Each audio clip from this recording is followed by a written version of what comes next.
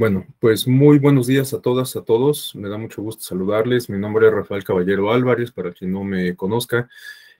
Soy profesor investigador en la Escuela Judicial Electoral y tengo el honor y la enorme responsabilidad de fungir como coordinador de este diplomado en comunicación electoral. Esto en buena medida porque mis principales líneas de investigación en la Escuela Judicial Electoral tienen que ver justo con propaganda y comunicación política, aunque de un tiempo para acá también he abordado la línea de investigación sobre sobre justicia electoral inclusiva o incluyente, en particular por lo que se refiere a los derechos de niñas, niños y adolescentes. Bueno, me da mucho gusto saludarles a todas, a todos. Veo por ahí a don Carlos Oropesa, quien es muy activo en nuestras actividades de la Escuela Judicial Electoral. Nos vamos a seguir de filo, don Carlos Oropesa. Tenemos clase después a las 9. Bien, pues mucho gusto en saludarlos a todos. Es un horario de las 7 un poquito castigado, y en particular creo que hoy más porque, bueno, quienes tienen hijos, como es el caso de su servidor, pues hoy se complica un poco por el regreso a clases, ¿no? Entonces, bueno, es un poco castigado este horario, lo mismo que el de las 7 de la noche. El horario se habilitó en el entendido de que la pandemia, por fin nos vamos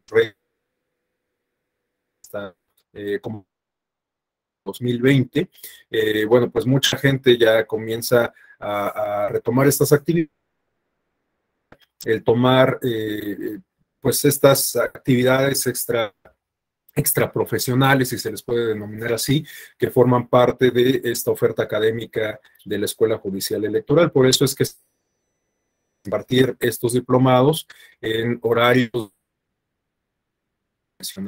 El de la tarde creo que es más asequible porque pues uno ya cumplió con su jornada y pues se puede seguir de filo, ¿no? Pero el de la mañana pareciera que es un poco complicado, salvo la mejor opinión de todos ustedes, porque uno no está en la oficina, pero pues está en el trajín como para preparar todo jornada. Pero bueno, pues es cosa de que nos acondicionemos, igual estamos abiertos a la alimentación, por supuesto, dependiendo de efecto positivo tenga este horario en los diplomados, pues se continuará, y si no, pues serán los ajustes necesarios, ¿no? Bueno, dicho esto, vamos a iniciar. ¿Me siguen escuchando? Sí. Hola, hola. Sí, sí, maestro. Como que se entrecortaba, pero sí se escucha. Aparece una alerta de pérdida de conexión. Sí, te cortaste un poquito, pero después regresó todo. ¿Sí? Bueno, es que yo no los veo en lo absoluto. Me voy a salir, Girel, y vuelvo a entrar, ¿no? Como en otras ocasiones. Ok. Gracias.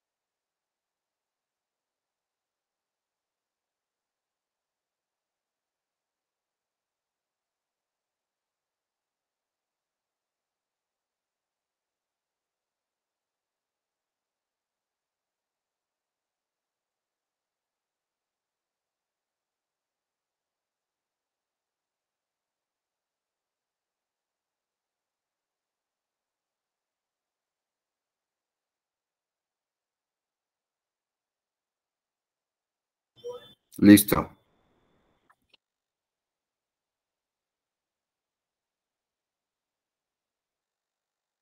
Listo, ya estoy aquí de vuelta. Sí me escuchan, ¿verdad? Sí. Ok, Sí. muchas gracias. Bueno, les decía que yo tengo el honor de ser el coordinador de este diplomado en atención a las líneas de investigación que desarrollo y bueno, pues me complace mucho compartir esta sesión inicial con ustedes. Originalmente esta sesión inicial la impartía la maestra Verónica Méndez, quien es investigadora en la Escuela Judicial Electoral. En razón de su perfil, la maestra Verónica Méndez es comunicóloga, egresada de la UNAM, y me parecía que tenía un perfil adecuado como para iniciar con esta primera sesión. Pero bueno, por cuestiones de programación, a veces hay algunos cambios respecto a la programación original y esto explica que, bueno, pues haya como una rotación de docentes. Sin embargo, me voy a permitir apoyarme en la presentación que suele utilizar mi compañera Verónica. Es una presentación en Prezi que por lo tanto, pues, considero que puede ser dinámica y y bueno, eso nos va a servir como guía para el desarrollo de estas dos sesiones de hoy y mañana. Bueno, antes de continuar propiamente, una última consideración. Por favor, para que esto no se convierta en un monólogo, les pediría, si son tan amables, de que pues sea una sesión dinámica en donde el proceso de aprendizaje se enriquezca con las participaciones, las aportaciones de cada uno de ustedes.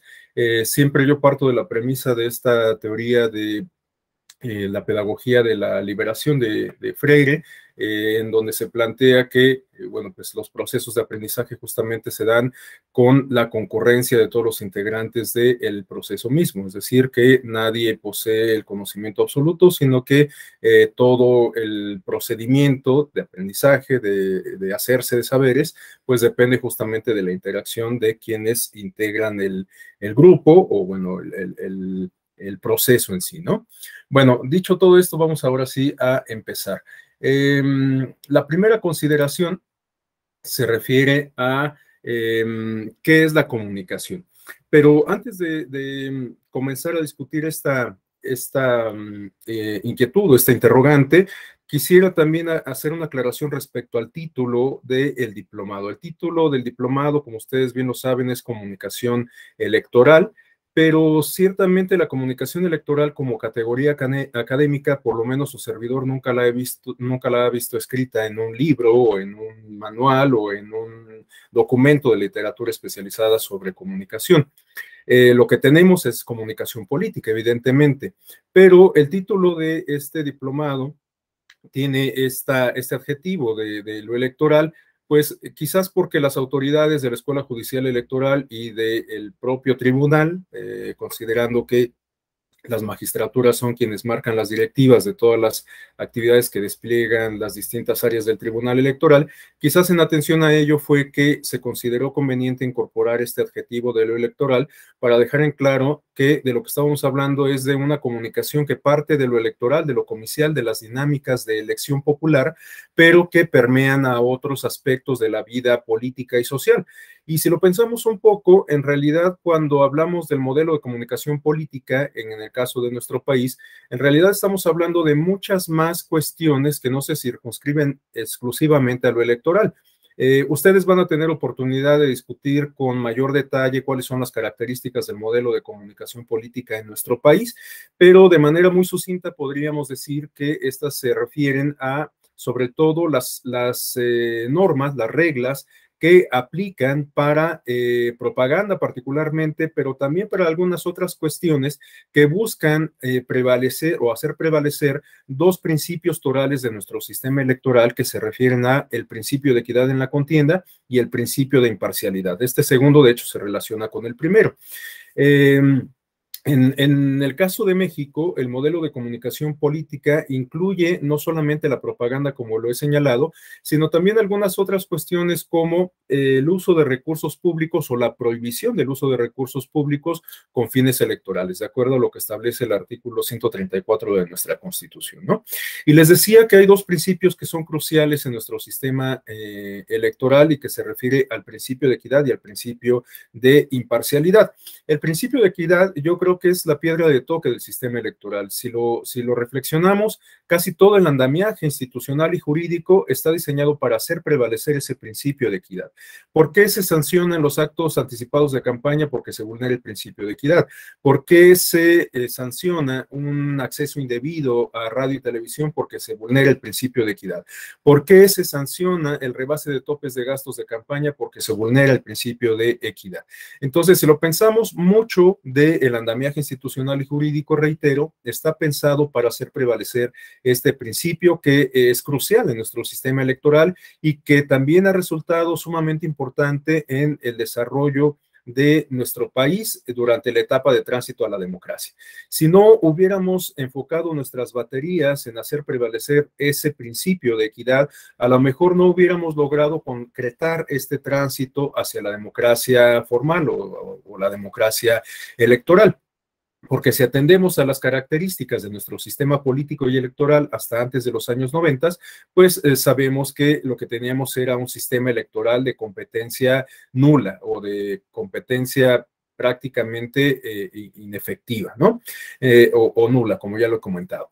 Entonces, pues de lo que se trataba en ese tránsito a la democracia era justamente de establecer reglas, principios, dinámicas que fueran equitativas, que permitieran de manera efectiva a todas las fuerzas políticas obtener escaños mediante la votación popular, ¿no? Mediante las elecciones. Entonces, por eso es que nuestro sistema electoral, reitero, está pensado en hacer prevalecer este principio clave, ¿no? Sabemos que, bueno, pues en otras muchas latitudes se rigen por principios muy distintos. Por ejemplo, para no ir demasiado lejos y hablando de comunicación política, tenemos, por ejemplo, el caso de los Estados Unidos de Norteamérica, en donde, por supuesto, no se observa un principio de equidad cuando hablamos de comunicación política, sino a lo que se le da particular importancia es al derecho a la libertad de expresión, ¿no? Por eso es que vemos que en los Estados Unidos las campañas son sumamente álgidas, los mensajes de propaganda, sobre todo en el contexto de las elecciones presidenciales, pues son sumamente polarizantes. Vemos que incluso en los Estados Unidos las grandes compañías, los grandes consorcios de medios de comunicación suelen tomar partido en favor de uno u otro candidato. Históricamente, esto siempre lo comento, pues sabemos que Fox solía tomar partido por el candidato republicano a la presidencia, sin importar de quién se tratase. Esto lo vimos incluso en el caso de Donald Trump. No sé si ahora esa dinámica o esa tendencia se vaya a mantener, considerando que Fox fue vendido a Disney, ¿no? Pero, o sea, históricamente los Estados Unidos se han preocupado sobre todo por el derecho a la libertad de expresión por encima del principio de equidad en la contienda. De hecho, yo me atrevería a decir que en los Estados Unidos pues no se observa, no tiene ningún significado el principio de equidad en la contienda, como ocurre en muchas otras latitudes, ¿no? Se parte de la premisa de que justamente en un contexto de campaña en donde se busca romper el estado de cosas, pues lo que se tiene que quebrantar al mismo tiempo, de manera casi inherente, es la equidad, ¿no? Entonces, bueno, pues esto me parece, reitero, muy claro para el caso de los Estados Unidos y nos sirve de contraste para el caso mexicano. Bueno, les decía que vamos a revisar sobre todo algunas nociones teóricas y conceptuales sobre la comunicación para después identificar este vínculo que existe entre la comunicación y la política, y hacia el día de mañana vamos a revisar sobre todo los aspectos relacionados con el tema de esta asignatura, que es los vínculos entre el derecho y la comunicación, ¿no? Entonces, bueno, vamos a comenzar por plantear algunas reflexiones sobre la comunicación en abstracto, y en este sentido tenemos en esta primera lámina una aproximación conceptual que nos ofrece María José Canel sobre qué podemos entender por comunicación. Bueno, nos dice esta autora española que la comunicación es un proceso de intercambio simbólico, humano, social, cultural y transaccional. Bueno, evidentemente lo que nos tiene que llamar la atención son estos adjetivos que nos ayudan a describir el proceso comunicativo o comunicacional, ¿no? En primer término tenemos este proceso esta expresión de intercambio, ¿no? Estamos hablando de un proceso, de una serie de pasos, de una serie de elementos que se concatenan para lograr un intercambio. Un intercambio sobre todo de información. Sabemos que la información, los mensajes son elementos sustantivos de los procesos comunicativos. Ahora, nos dice también esta autora que la comunicación tiene un carácter simbólico y esta parte es sumamente importante porque la comunicación, por supuesto, se puede dar por muchas vías, a través de distintos canales, a través de distintas dinámicas, a través de distintos elementos, medios, etcétera, ¿no? De tal suerte que para lograr la comunicación en muchas ocasiones se requiere de una codificación, es decir, de ciertos símbolos que compartimos como parte de una comunidad, ¿no? Esta parte es muy importante porque la comunicación también se relaciona, digamos, con la construcción, con constructos sociales de tipo cultural, ¿no? La comunicación que tenemos en la comunidad electoral en nuestro país, pues seguramente es muy distinta en comparación con la comunicación que suelen establecer las sociedades las organizaciones de la sociedad civil, ¿no? Dependiendo, por supuesto, del área de especialización a la que se dediquen. Lo que quiero plantear es que, pues seguramente el lenguaje que hablamos, quienes nos dedicamos a la comunicación política, sobre todo en su vertiente electoral, pues quizás diste del lenguaje que manejan los ambientalistas, ¿no? Evidentemente, pues si llegamos a hablar con un ambientalista sobre actos anticipados de campaña y de precampaña, sobre la diferencia entre propaganda política y propaganda electoral, pues a lo mejor no logramos establecer justamente ese intercambio porque no estamos compartiendo los mismos elementos como integrantes de una comunidad, ¿no? Evidentemente, a partir de los acercamientos, a partir de el intercambio justamente de esos elementos culturales y simbólicos, pues a lo mejor ya logramos establecer una comunicación en toda la extensión de la palabra, ¿no? Bueno, hay un aspecto importante que nos señala aquí Canel sobre que la comunicación es de tipo humana o humano, ¿no? Podemos advertir en tal sentido una postura un tanto antropocéntrica, pero lo cierto es que la comunicación, con todo y que podemos poner en tela de juicio, en cuestionamiento esto que voy a decir, me parece que se puede observar también en otras especies de la naturaleza, ¿no?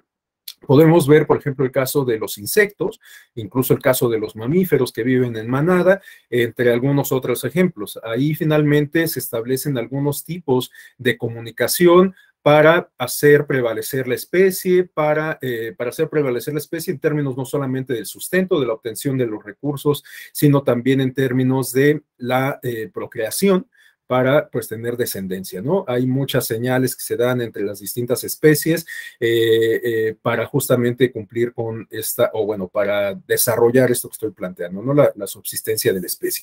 Entonces, me parece que la comunicación, reitero, con todas las reservas, no solamente se da en la naturaleza humana, sino que la podemos observar en algunas otras especies, aunque por supuesto con algunas particularidades.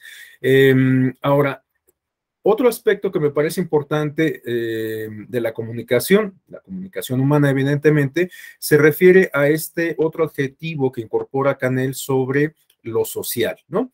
Evidentemente, cuando hablamos de comunicación entre personas, estamos hablando de un intercambio que se da entre pares, como ya lo he comentado, entre integrantes de una comunidad. Entonces, evidentemente, la comunicación responde a un proceso de tipo social, un proceso que permite la interacción entre las personas, que permite este intercambio de información y que eventualmente puede tener un propósito ulterior. Pensando en el caso de la comunicación política y en específico en la propaganda, pues bueno, en estos casos, la comunicación que se da en un contexto de campaña en donde se difunden mensajes de propaganda electoral, pues el propósito ulterior es convencer al electorado de que vote por una determinada opción política, ¿no? Entonces, se da un proceso comunicativo, un intercambio de información, pero todo esto con un objetivo ulterior, que consiste en la integración del poder público. Esto, evidentemente, tratando de influenciar a el electorado para que a través de su voto defina una opción política que integrará ese poder público o esas esferas de representación política. Y bueno, el último adjetivo, pues me parece que es una suerte de resumen respecto a lo que estoy planteando. Estamos hablando de un ejercicio transaccional en donde pues hay un intercambio de información. Nosotros solemos o podemos proporcionar un tipo de información en específico y recibimos algún tipo de retroalimentación, ¿no? Este tipo de retroalimentación pues se puede manifestar de distintas formas. Puede ser desde lo más simple, que es un diálogo, una réplica al mensaje que estoy recibiendo, hasta pues algunos procesos un tanto más complejos, ¿no? Hoy en día, en la era de la comunicación digital, somos testigos de fenómenos como la posverdad, por ejemplo, en donde podemos advertir que los integrantes de las sociedades contemporáneas suelen tomar acción en el mundo físico a partir de la información que reciben, ¿no? En el caso de la posverdad, si bien guarda mucha relación con el tema de las noticias falsas, de la desinformación, perdón, lo cierto es que no depende exclusivamente de esto.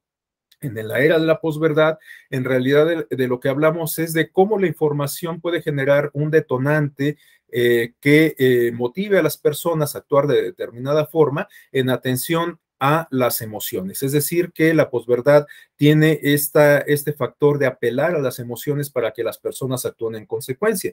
Y bueno, esta dinámica no es en realidad nueva, aunque por supuesto que se ha exponenciado a partir de las ventajas que ofrece y de los alcances que ofrece la comunicación digital, la comunicación masiva a través de redes sociales e Internet en particular, ¿no? Pero ciertamente estos ejemplos de posverdad los podemos advertir pues desde hace varias décadas atrás. De hecho, pues en opinión de algunos especialistas, la posverdad nace en la década de los 80, teniendo como una de sus principales figuras a Ronald Reagan en Estados Unidos, ¿no?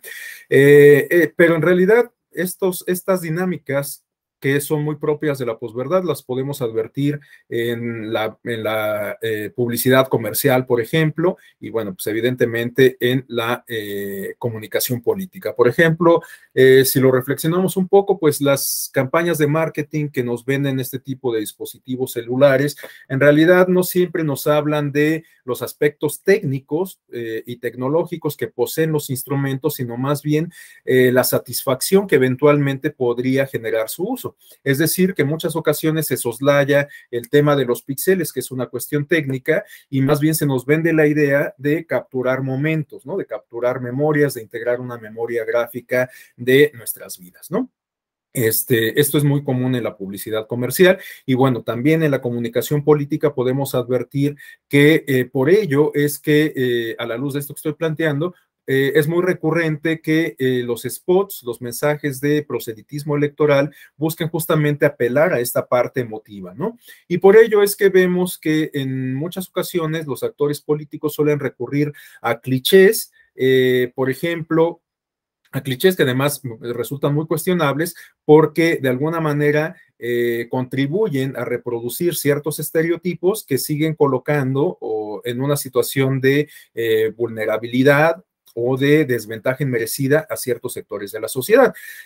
Por ejemplo, el caso de niñas, niños y adolescentes. Bueno, pues en muchas ocasiones vemos que los spots de los partidos políticos y los candidatos suelen involucrar a niñas, niños y adolescentes con la idea de apuntalar un mensaje concreto o de una serie de mensajes concretos a partir de ideas como el porvenir, a partir de ideas como la necesidad de cuidado, a partir de ideas como el futuro, a partir de ideas como la vulnerabilidad de las personas, etcétera, ¿no? Entonces, bueno, pues a lo que se apela es justamente a esta cuestión emotiva, emocional. En ocasiones, pues esto puede tener efectos, en otras ocasiones no tanto, ¿no? Bueno, a continuación, tenemos una aproximación conceptual que nos ofrece este autor, Merleau-Ponty, sobre la comunicación. Nos dice este autor que la comunicación es construir con el otro un entendimiento común sobre algo. Bueno, ya comentábamos que la comunicación puede partir, digamos, de un plano muy básico que implica establecer un vínculo con una persona, un alter ego. Nosotros tratamos de transmitir un mensaje y recibimos una réplica de la persona a quien transmitimos ese mensaje, ¿no? Pero en ocasiones este diálogo pues no pasa de ese plano. Podemos hablar y hablar sin que necesariamente logremos establecer un vínculo comunicacional. Esto lo podemos advertir de manera muy clara, me parece, en algunas discusiones que se dan en órganos colegiados. Para no ir lejos, podemos citar el caso de los órganos legislativos. Ahí, pues como ustedes lo saben, se desarrollan una serie de actividades, de ejercicios de deliberación pública, en donde se contrastan ideas, en donde se hacen señalamientos, en donde se entabla un diálogo. El asunto es que en muchas ocasiones no se logra realmente establecer una comunicación, porque todo mundo habla sin realmente escuchar qué es lo que está diciendo el interlocutor. Por lo tanto, pues no logramos establecer este entendimiento del cual nos habla Ponti, ¿no? Entonces, por más que llevemos a cabo ejercicios de argumentación, ejercicios de deliberación, nunca vamos a lograr establecer una comunicación en toda la extensión de la palabra, ¿no? Esto lo podemos explicar a partir de una expresión muy coloquial que se refiere a estos diálogos de sordos, ¿no? En donde todo el mundo habla, pero en realidad no logramos establecer un entendimiento. Bueno, a continuación, tenemos aquí algunas láminas que, digamos, plantean algunas cuestiones un tanto más técnicas sobre lo que podemos, sobre sobre los signos lingüísticos que son componentes esenciales de los ejercicios de comunicación. Bueno, tenemos dos propuestas, una de Saussure y una de Richards y Ogden, en donde podemos advertir dos elementos que resultan comunes en ambas propuestas, el significado y el significante. El significante se refiere a la imagen acústica, a esta imagen que nos construimos a partir de la voz misma, ¿no? No necesariamente tiene que ser, no necesariamente estoy haciendo alusión al sonido, sino más bien a la forma de denominar un determinado objeto o una determinada cosa, ¿no? Bueno, cuando hacemos alusión o cuando hacemos mención de la palabra mesa, pues yo creo que todos tenemos una idea de a qué nos estamos refiriendo, ¿no? Un objeto plano sostenido por cuatro patas que nos sirve como un soporte para desarrollar distintas actividades, para poner un teclado, una computadora, para comer, para estudiar, etcétera, ¿no? Pero de alguna manera todos tenemos una idea de a lo que nos estamos refiriendo cuando escuchamos esta voz, esta expresión de la mesa, ¿no? Esto es justamente a lo que se refiere el significante. Y el significado es justamente esta construcción mental que compartimos, ¿no? Cuando escuchamos la voz, cuando leemos la palabra mesa, pues sabemos perfectamente a qué nos estamos refiriendo porque ya hemos significado esa voz, ya hemos significado esa expresión lingüística, ¿no?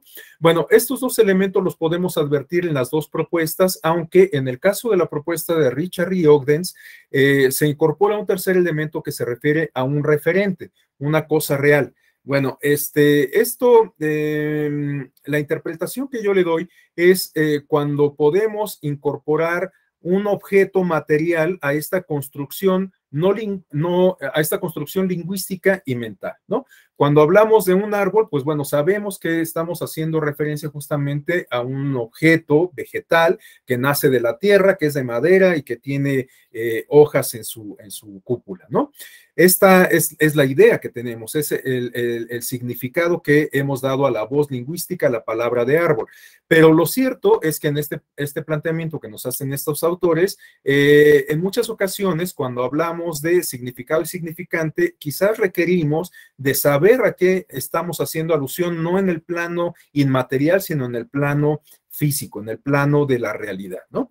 De tal suerte que a lo mejor para que tengamos una mayor idea o una mejor idea más nítida, más nutrida, más robusta de este vínculo entre significado y significante para definir un objeto, una cosa X, pues a lo mejor requerimos acercarnos de manera física a el objeto en cuestión. Ahora, en las dinámicas que han generado nuevas tecnologías, a lo mejor esta propuesta está un tanto desfasada, resulta un tanto anacrónica, porque a partir de estos escenarios que nos plantea la llegada del multiverso, o del metaverso, perdón, estoy pensando en los Avengers, con la llegada del metaverso, pues a lo mejor va a ser difícil justamente diferenciar el plano de la realidad física de la realidad virtual, ¿no? De hecho, pues justamente uno de los propósitos que se ha trazado, que se han trazado estos desarrolladores del mundo virtual o del metaverso, pues consiste justamente en hacer compaginar el mundo físico con el mundo virtual, ¿no? Todavía pues está en ciernes esta propuesta, realmente no sabemos cuáles van a ser los alcances, en qué medida se van a lograr materializar estas imágenes, estos significados que hemos construido a partir, por ejemplo, de películas o de novelas de ciencia ficción, en donde la gente va caminando por las calles con lentes de realidad virtual que permiten pues justamente crear una visión, resignificar el mundo a partir de lo material y lo que podemos construir en el mundo virtual, ¿no? Realmente no, reitero, no sé todavía qué alcances vaya a tener esto, pero pues ya podemos advertir algunos de los fenómenos sociales que comienzan a plantear este tipo de dinámicas, este tipo de universo que se está gestando, ¿no? Ejemplos como las comunidades que se han creado a partir de el uso de plataformas como Minecraft o algunas otras de estas que implica justamente la convivencia en un mundo virtual en donde podemos formar alianzas para construir ciudades, para establecer intercambios comerciales, para incluso competir entre grupos. Podemos igualmente formar parte de una comunidad en específico que compita con otro grupo, etcétera, como ocurre en realidad en el mundo físico, ¿no?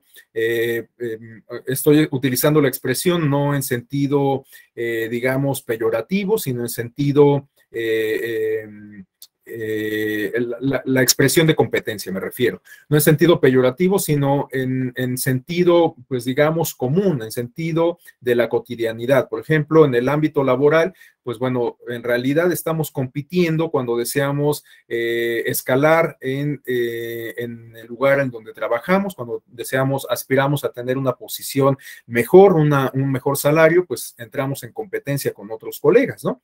Cuando buscamos incorporarnos a una empresa, a una institución, pues bueno, igualmente en la calidad de candidatos, pues somos evaluados, estamos de alguna manera sujetos a un proceso de competencia, de perfiles con otras personas, ¿no? Y bueno, pues también esto lo podemos advertir en muchos otros campos de la vida cotidiana. En el caso de las niñas y los niños, que decía, hoy lo tengo muy presente porque regresan a la escuela, pues también están en constante competencia. Esto también ha sido una cuestión que se ha cuestionado a través de distintas teorías pedagógicas y por eso es que ahora en muchos espacios escolares se ha soslayado ya el aspecto de la calificación para evitar una competencia que resulte perjudicial como parte del proceso de formación de las niñas y de los niños, ¿no?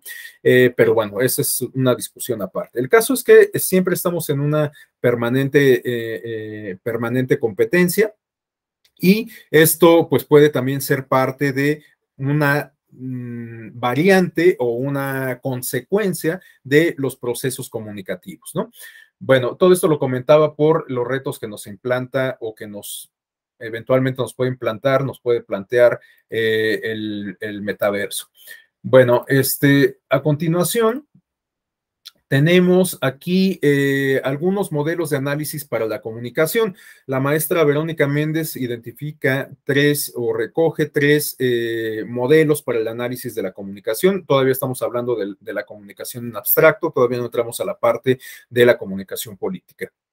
Bueno, podemos identificar entonces tres modelos para el análisis de la comunicación: los modelos lineales, los modelos circulares y los modelos reticulares. Los modelos lineales se refieren a estos modelos que entienden la comunicación como un proceso un tanto plano, ¿no? Parten, digamos, como de las premisas más básicas de la comunicación.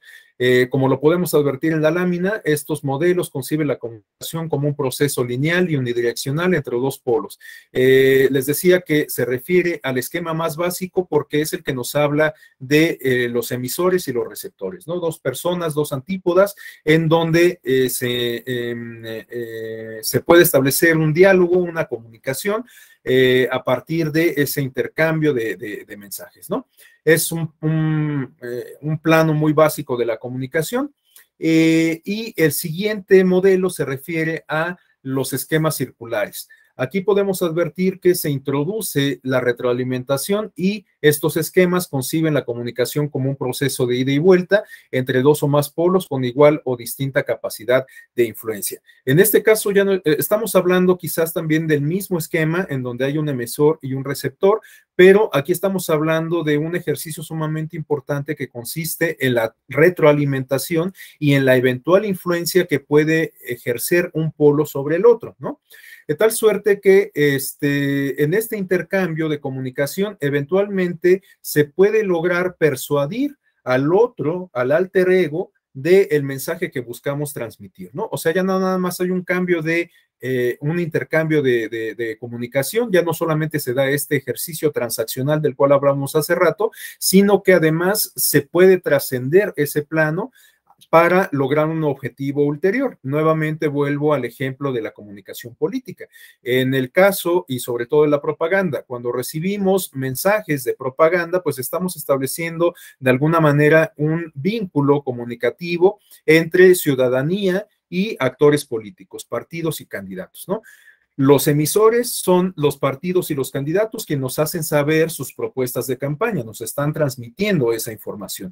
¿Y cuál va a ser la réplica que nosotros demos a esa información que recibimos? Pues la decisión de nuestro voto. A partir de esa información que recibimos, nosotros vamos a actuar en consecuencia, vamos a hacer una réplica a esa información.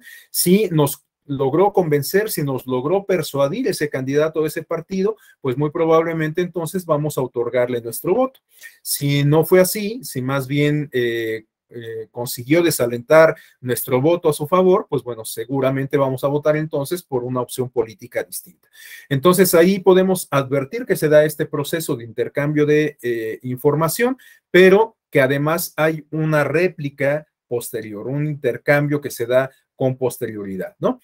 Cuando, para citar otro ejemplo que ya utilicé en los primeros minutos de esta exposición, el diálogo que se establece o que se puede establecer en los órganos de representación política, estos ejercicios de debate, ejercicios deliberativos, bueno, pues ya quedamos que cuando se da solamente ese intercambio de información, pues puede ser que no estemos logrando concretar un proceso comunicacional, pero cuando ese intercambio de información nos permite establecer un acuerdo que eventualmente nos lleve a la modificación de una ley, a la realización de una reforma constitucional, pues ahí ya estamos trascendiendo el plano del intercambio de la comunicación simplemente por el diálogo, ¿no?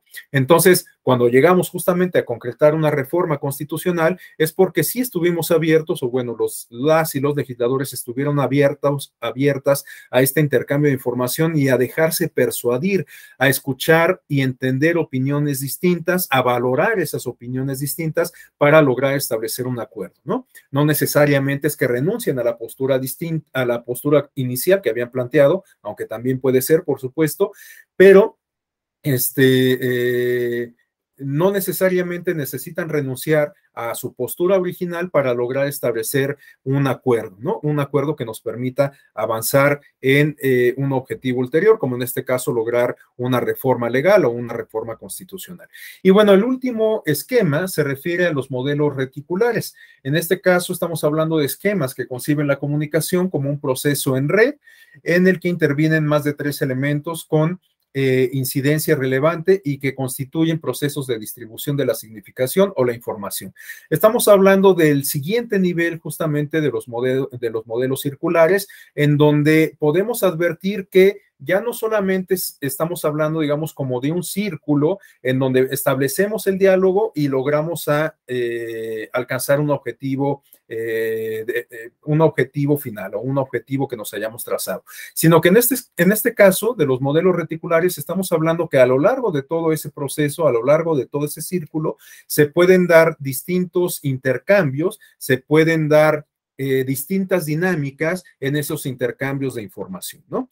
Por eso es que se hace énfasis en esta expresión de la red, ¿no? De la comunicación como red. En realidad, a lo largo de todo el proceso, a lo mejor ya no solamente estamos hablando de un diálogo entre dos polos, sino estamos hablando de un diálogo en donde intervienen distintas voces.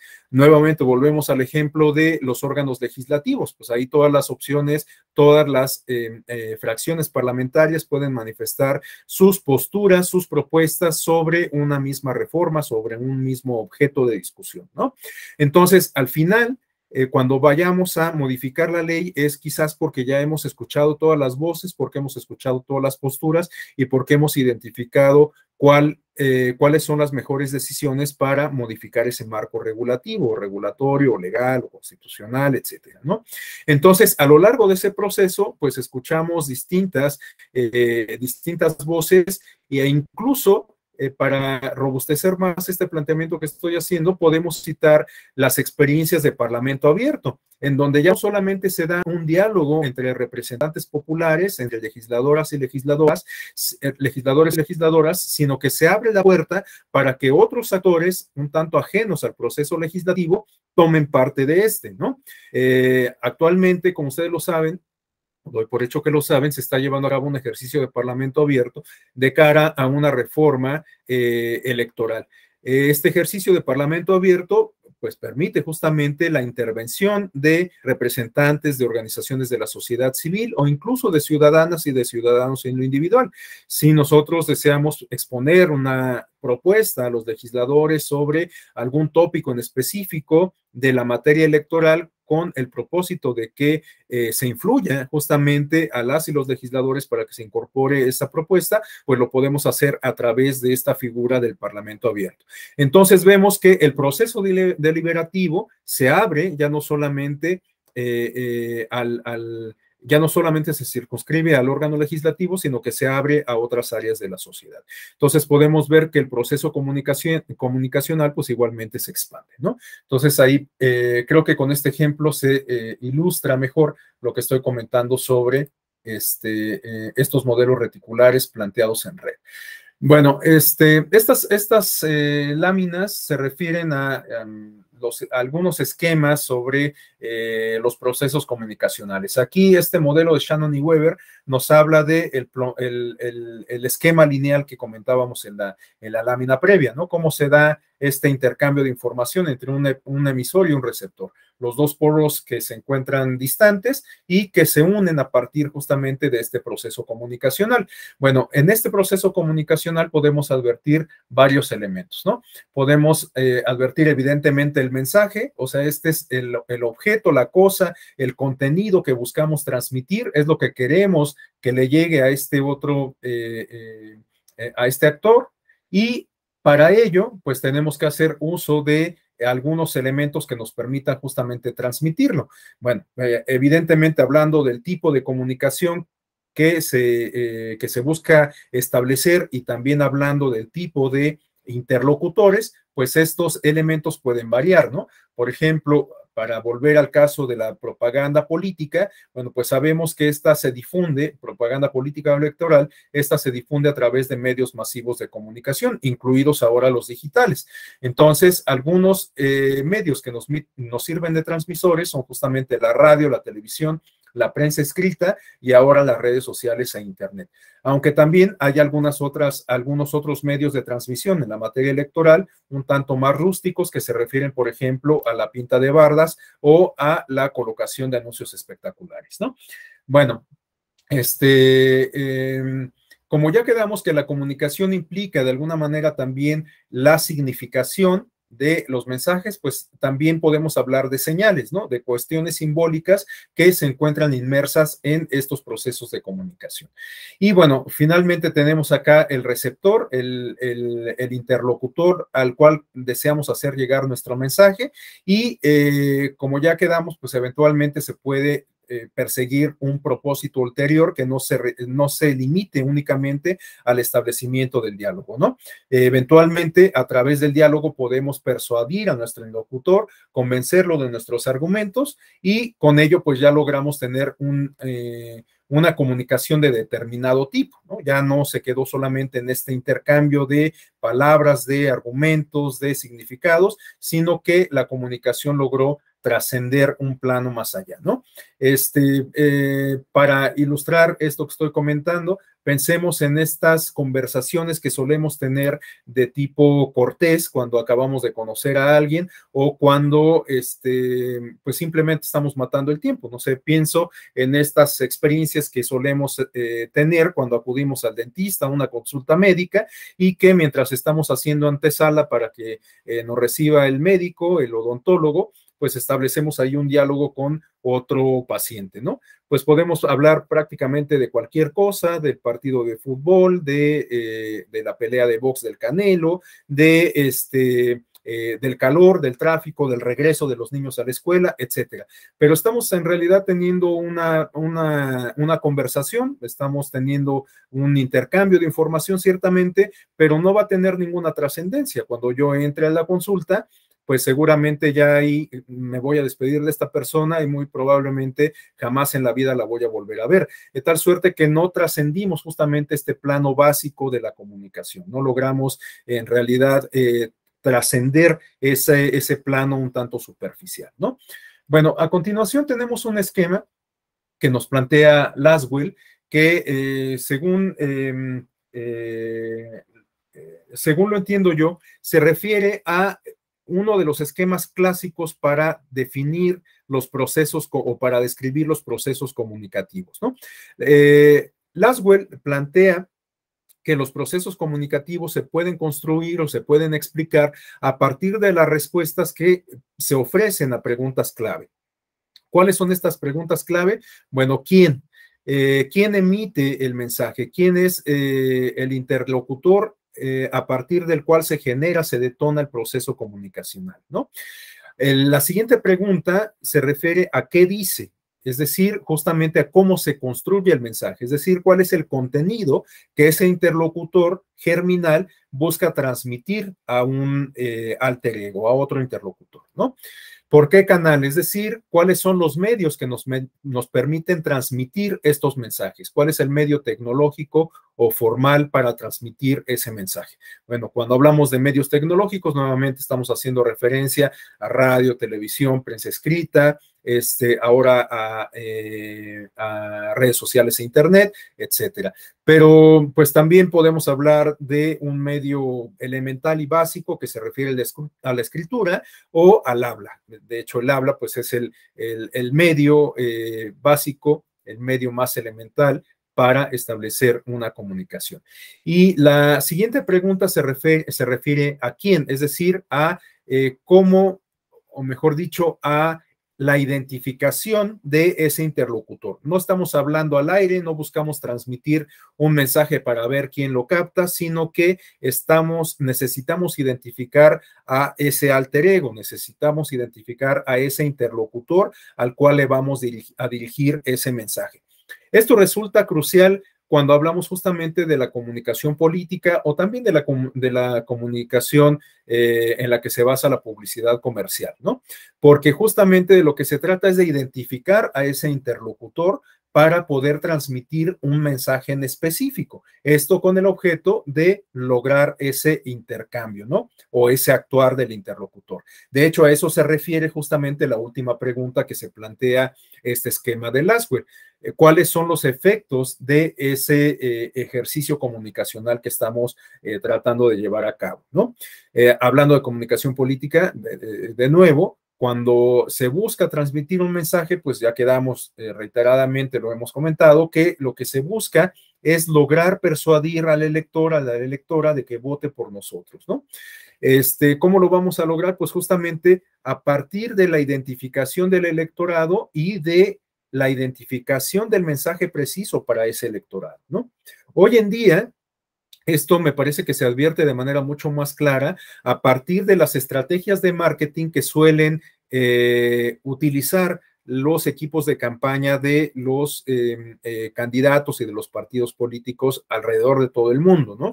De hecho, hoy es muy común que los equipos de campaña se acerquen a empresas especializadas de mercadotecnia, de marketing político, justamente como para resolver algunas cuestiones como las que estoy planteando, identificar a un target, un público objetivo, una parte del electorado en particular, para transmitirles un mensaje que logre persuadirlos de que voten por determinada opción política, o bien para desalentarlos en el sentido de que no voten por una opción política diferente a la propia, ¿no?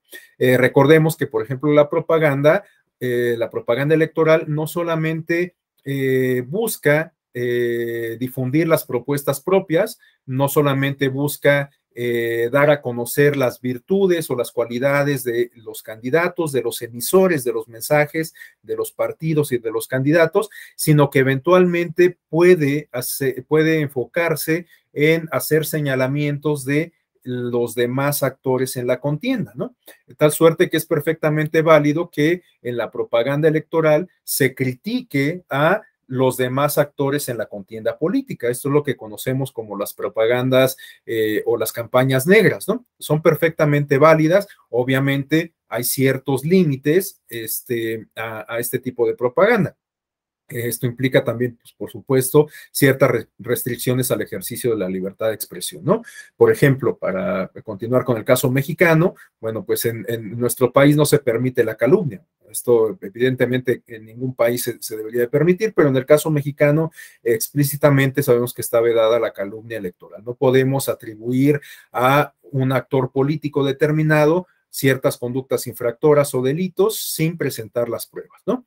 Bueno, pero sí podemos hacer señalamientos respecto a un candidato que se está postulando para la gubernatura de su estado, pero ya fue diputado federal o diputado local, o también presidente de algún municipio de la entidad en cuestión.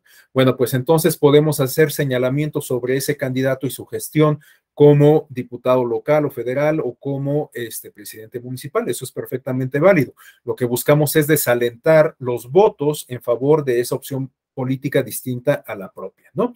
Entonces, bueno, en tal sentido, resulta clave, como lo comento, identificar el target y el mensaje que vamos a dirigir a ese público objetivo.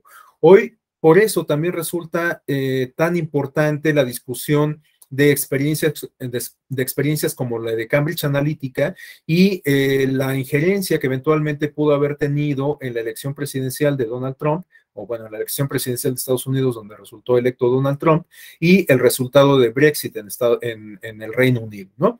Porque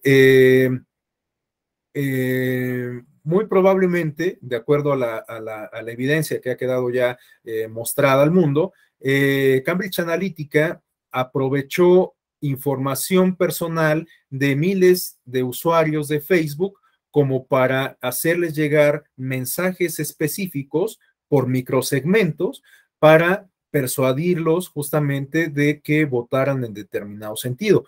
Claro, es muy difícil establecer la relación directa entre causa y efecto. Es prácticamente imposible saber en qué medida una campaña puede tener un efecto determinado en quienes reciben ese mensaje.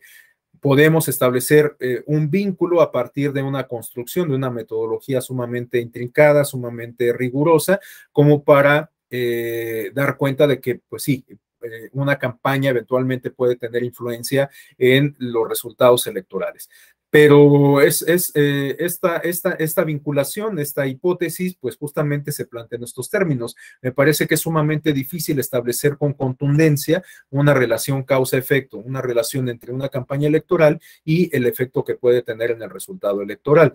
De hecho, hay muchos ejemplos que nos dan cuenta de cómo una campaña electoral eventualmente puede ser considerada como exitosa en el sentido de que logra posicionar una propuesta política, pero no necesariamente se logra el objetivo ulterior que consiste en ganar votos, ¿no? Estoy pensando, por ejemplo, en experiencias como la de la campaña de Movimiento Ciudadano, ¿no? Está protagonizada por el niño Huichol Yagüi.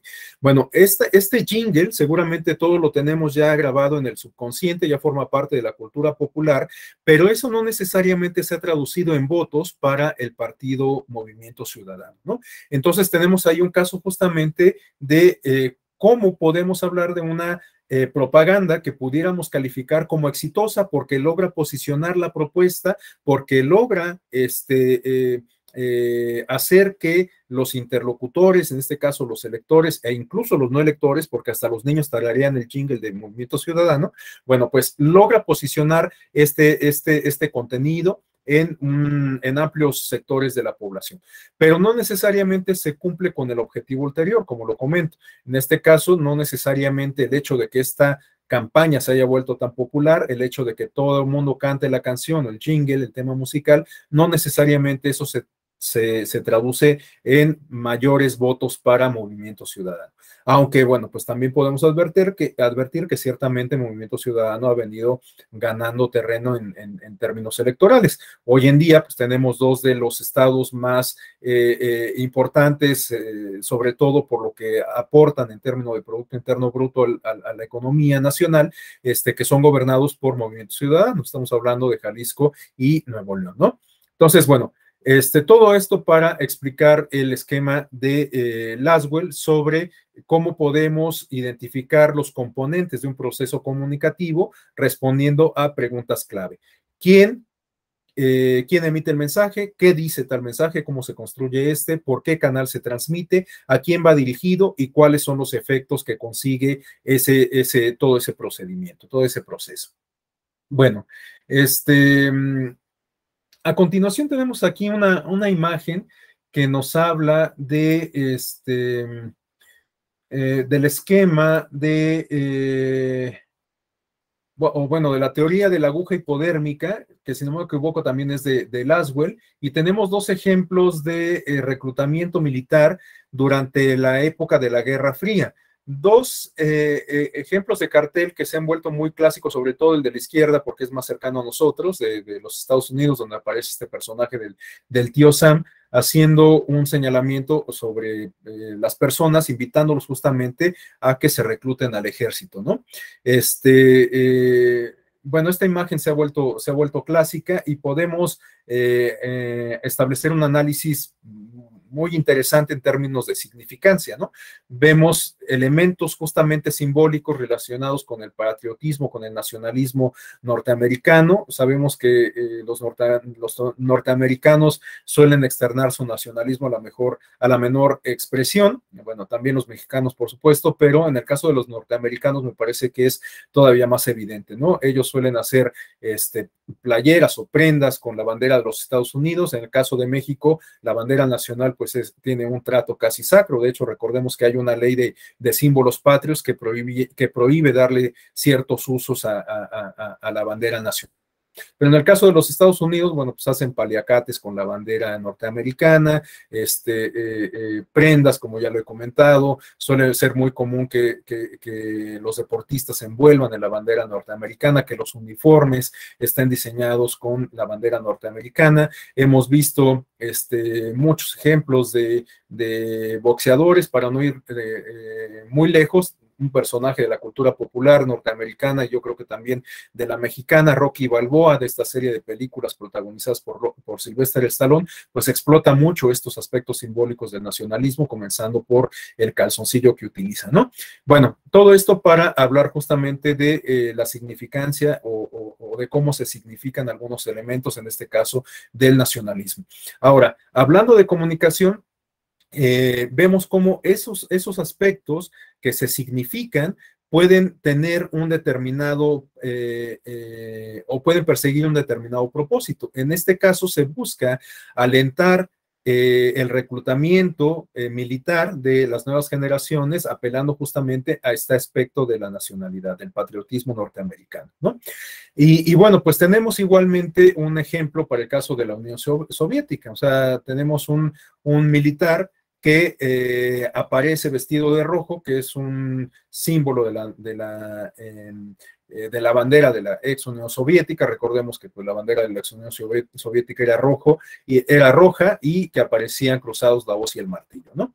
Bueno, pues tenemos igualmente algunos aspectos significantes, la estrella roja también símbolo del comunismo, etcétera, ¿no? Y bueno, pues vemos cómo de manera gráfica, de manera visual, podemos identificar varias de las cuestiones que hemos venido comentando, justamente estos aspectos simbólicos, un mensaje que se busca transmitir, un medio, en este caso un medio visual, un medio que se puede advertir a través de una gráfica, de una imagen, de un cartel, entre otras cuestiones, ¿no?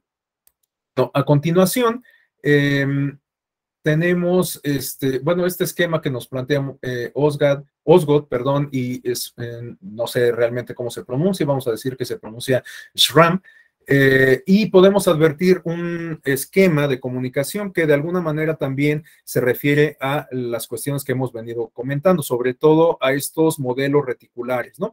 En donde se completa el proceso comunicacional en el entendido de que distintos actores forman parte del mismo y todos están dispuestos no solamente a emitir mensajes, sino también a ser receptores de los mensajes, ¿no? Bueno, a eso se refiere, creo yo, justamente estos aspectos o estas expresiones de codificar y descodificar, ¿no? Nosotros, bueno, podemos hacer una codificación, podemos hacer una simbolización de determinadas cosas, transmitimos un mensaje y nuestro interlocutor tiene que descodificar o eventualmente puede descodificar este mensaje que nosotros estamos transmitiendo, ¿no? Igualmente, como estamos hablando de un proceso de ida y vuelta, un proceso reticular o circular, según sea el caso, bueno, pues también este interlocutor nos va a brindar una réplica, nos va a brindar una retroalimentación, nos va a emitir un nuevo mensaje y entonces nosotros vamos a realizar el mismo ejercicio, ¿no? De decodificar los elementos que integran ese mensaje. Y así es justamente como podemos lograr el proceso propiamente comunicativo, porque ya quedamos, si solamente trato yo de transmitir mi mensaje, de imponer ese mensaje, pues a lo mejor encuentro rechazo al mismo, ¿no? Y lo mismo de la contraparte, o sea, si está en una postura infranqueable, pues va a estar cerrado al mensaje que yo busco transmitirle y va a buscar más bien imponerme el suyo.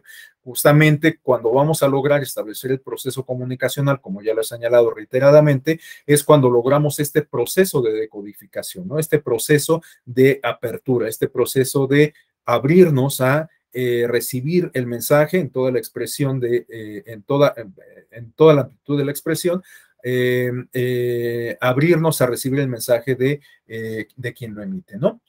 Bueno,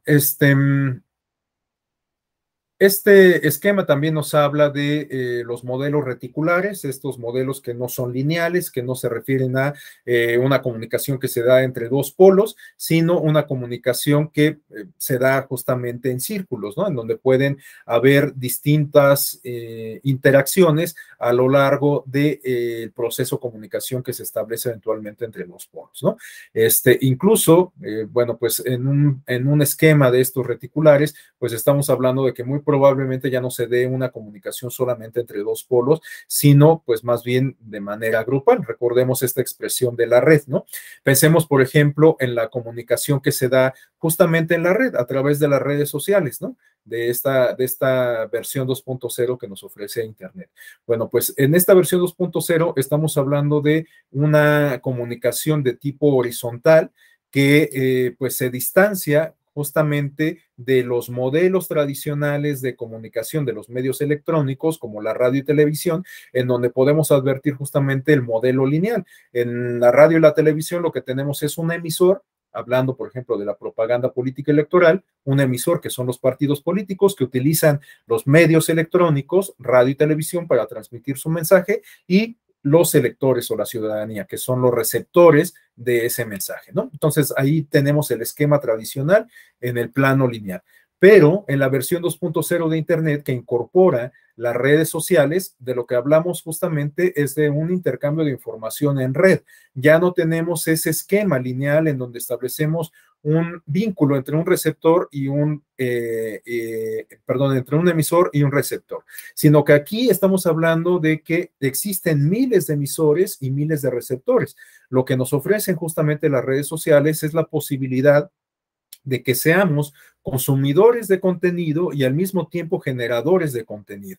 Tal suerte que yo puedo convertirme en un líder de opinión en Twitter o en Instagram, como ocurre con el caso de los llamados influencers, que tienen miles de seguidores, pero ya estamos hablando no solamente de un influencer como antes ocurría en la radio y televisión, donde había 2 o 3 líderes de opinión, ¿no? Recordemos estos esquemas tradicionales que se encarnaban en figuras como Jacobo Zabludovsky, ¿no? Ustedes recordarán este tipo de figuras que tenían además un valor simbólico, o sea, había mucha gente que decía, no, si lo dijo Jacobo es porque seguramente es verdad, ¿no? O sea, no se ponía en tela de juicio. Esto también forma parte de las críticas que se hacían del modelo comunicacional y de los dueños de los medios de comunicación, en particular de la televisión, durante la etapa del partido hegemónico, ¿no?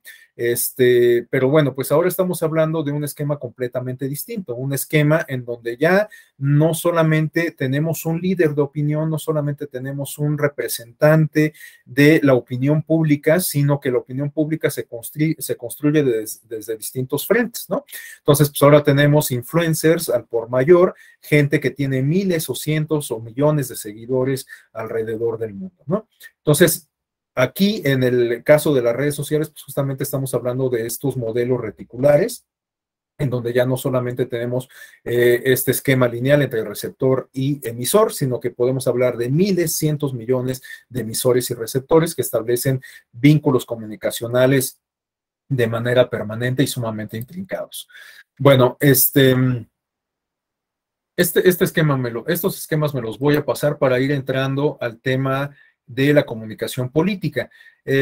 Pero antes de ello, me parece importante, sí, ya vamos a entrar al tema de la comunicación política, pero antes de ello me parece importante señalar estas clasificaciones sobre la comunicación para cerrar esta primera parte sobre el tema de la comunicación en abstracto y quizás después de esta explicación podamos abrir un espacio de intercambio, un espacio justamente de comunicación entre su servidor que está coordinando la actividad y ustedes que fungen como audiencia, ¿no? Bueno, esta clasificación nos permite, pues digamos, como contar con una taxonomía sobre las distintas formas de comunicación. Podemos identificar como una de las formas más básicas de comunicación, la verbal y la no verbal, la comunicación que pudiéramos considerar, digamos, justamente en términos simbólicos. Bueno, ya quedamos que lo simbólico siempre está inmerso en la comunicación, pero hay ciertos momentos o ciertos procesos en donde lo simbólico nos permite construir un lenguaje que a su vez nos da la pauta para establecer un proceso comunicativo sin que necesariamente emitamos un mensaje, sea oral o escrito, etcétera. Pensemos, por ejemplo, en estos casos de cuando nos damos una palmada en el hombro. Bueno, pues esa palmada en el hombro es un lenguaje en realidad no verbal porque no estamos emitiendo un sonido, no estamos emitiendo una palabra, no estamos escribiendo nada, pero estamos transmitiendo un mensaje. En la mayoría de las ocasiones, una palmada en la espalda o en el hombro es una señal de apoyo, ¿no? Cuando hacemos cuando alguien se nos atraviesa en un cruce de semáforo, pues podemos hacer distintas señas obscenas con las manos que buscan justamente transmitir nuestro enojo, nuestro desagrado por esa acción de la persona que se nos atravesó, ¿no? Claro, esto también puede generar algún otro tipo de consecuencia. puede generar un conflicto de mayor calado o puede generar un congestionamiento vial o puede generar incluso un cambio de ánimo. Si nosotros íbamos bastante contentos a nuestra oficina, bueno, pues por ese evento, pues a lo mejor vamos a tener ya un día un tanto desagradable, o por lo menos al inicio del día, ¿no?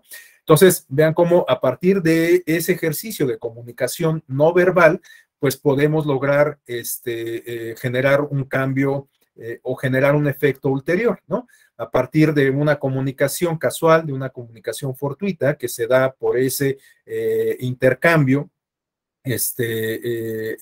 por una circunstancia de vialidad, bueno, pues podemos identificar un efecto que va más allá de solo ese intercambio de mensajes, ¿no? De recordatorios familiares, por ejemplo, ¿no?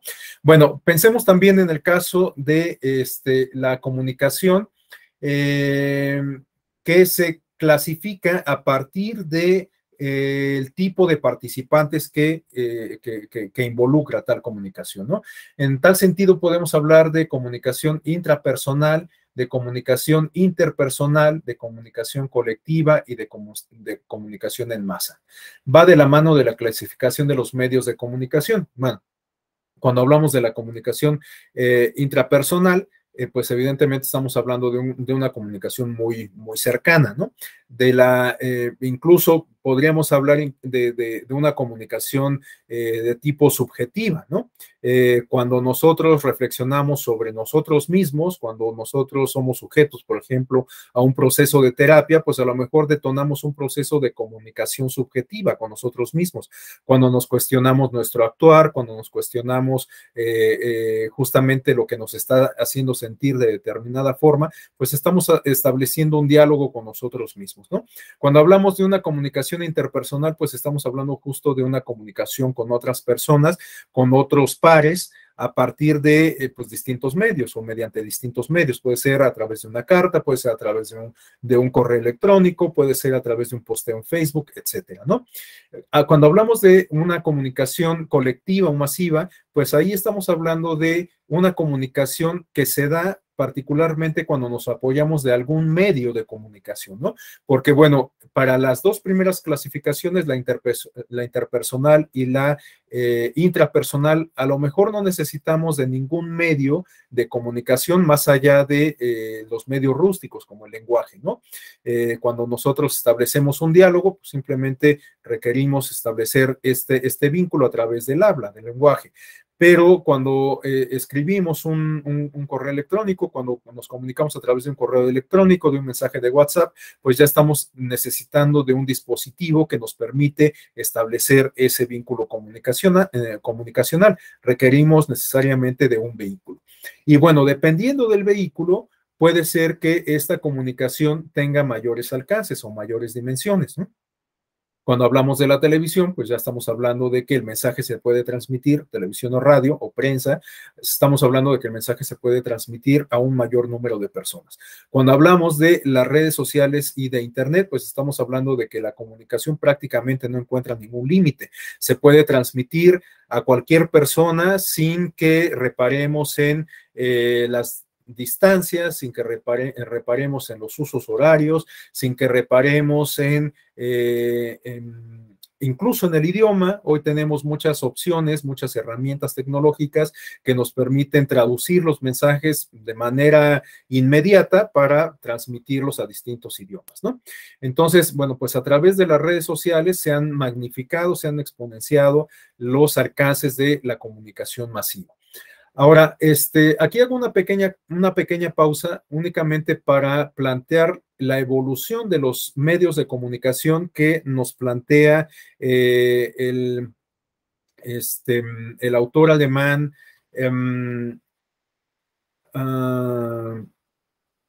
Manfred.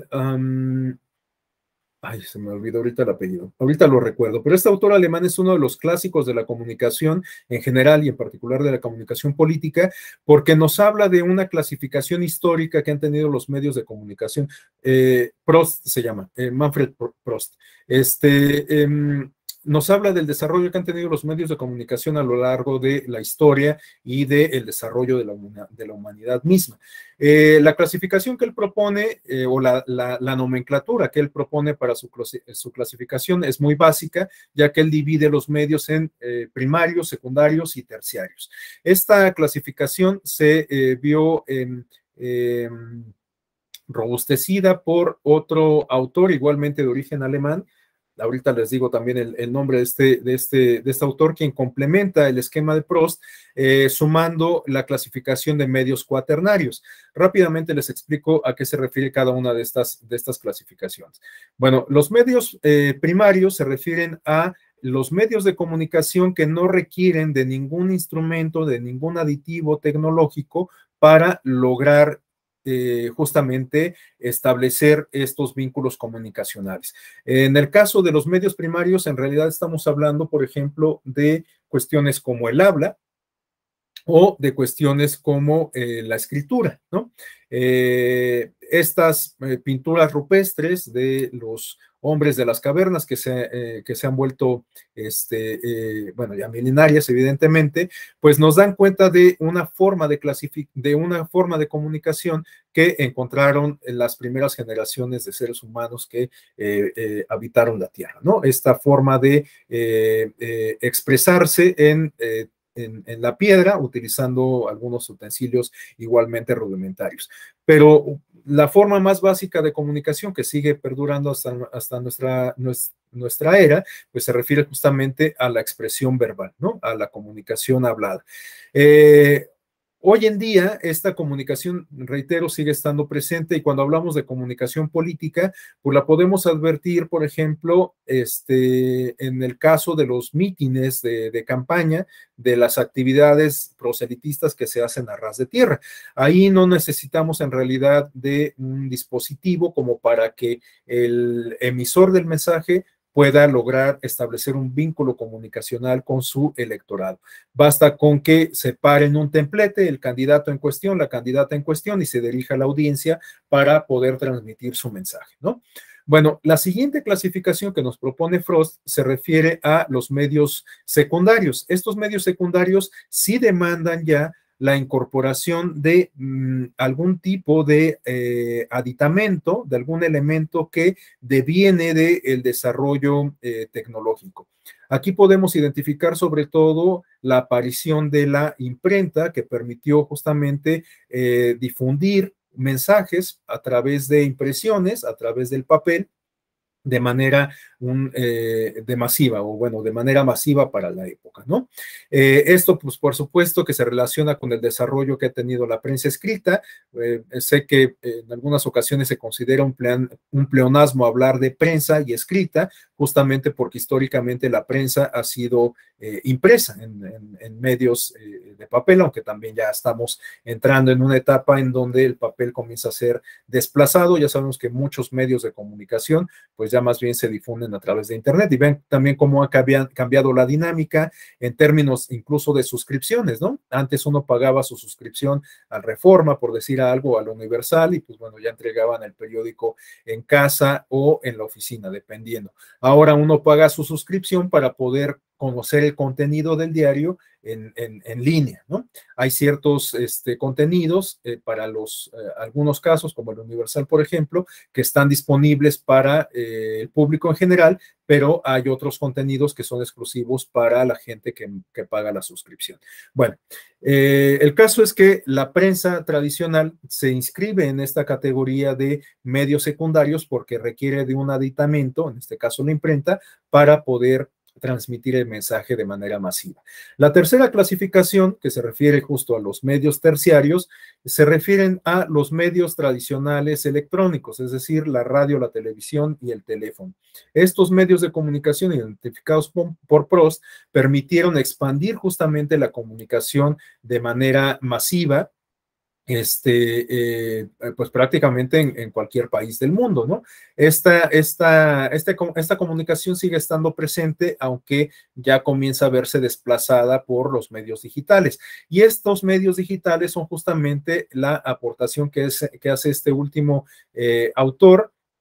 Ahorita se me va el nombre, les prometo que mañana se los comparto para complementar el dato, pero bueno, este autor que complementa el esquema de Prost plantea que los medios cuaternarios son los que derivan del avance informático, es decir, las tablets, las computadoras, los teléfonos digitales e inteligentes y lo que vaya a venir con posterioridad, porque en realidad no sabemos qué vaya a venir después. Como les comentaba, pues hoy en día que se están gestando las bases del metaverso, pues ya se plantea el uso de dispositivos de realidad virtual. De hecho, ya existen, lo hemos visto, estos visores que son sumamente aparatosos, pero pues ya hay algunas propuestas de los desarrolladores tecnológicos para que esos visores disminuyan su tamaño, justamente como ha pasado con los dispositivos electrónicos, con los teléfonos. Recordemos cómo eran los primeros teléfonos celulares, ¿no? De este tamaño, eran sumamente incómodos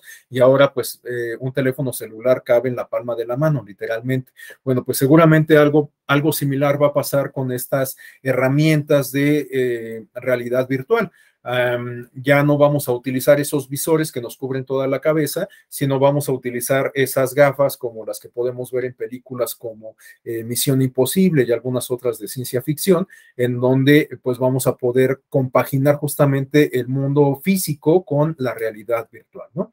Vamos a poder advertir el Palacio de Bellas Artes rodeado de quimeras y dragones, quizás, no lo sé, estoy planteando algunas situaciones un tanto ridículas, porque en realidad no sabemos qué es lo que nos va, cuáles son las ventajas y los alcances que nos va a ofrecer este desarrollo del metaverso y la combinación del mundo virtual con el mundo físico, ¿no? Bueno, cierro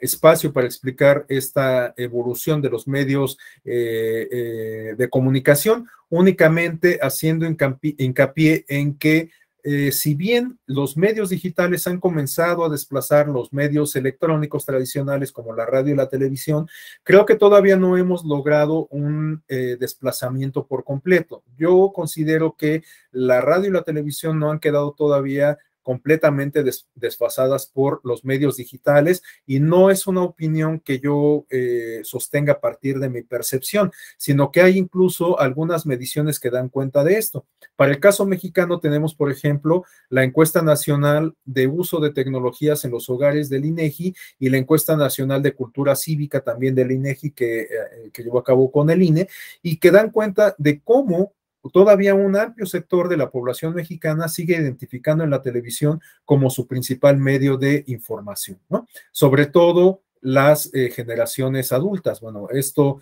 pues casi lo podríamos dar por default. Evidentemente, las personas de 50 a 60 años están menos familiarizadas con las nuevas tecnologías en comparación con las generaciones de 18 y 20, que pues podríamos considerar como nativos digitales, ¿no? Y bueno, las generaciones intermedias, como la de su servidor, entre los 40 y los 50 años, pues estamos sirviendo de alguna manera como engarce, como enlace entre las generaciones de adultos y las generaciones más jóvenes, ¿no? Y bueno, pues también aquí ocupa un lugar muy importante la generación de los llamados millennials, estos jóvenes que nacieron sobre todo a finales de la década de los 90 y a principios de los años 2000, que pues han vivido justamente esta explosión del desarrollo tecnológico y sobre todo el desarrollo informático y digital.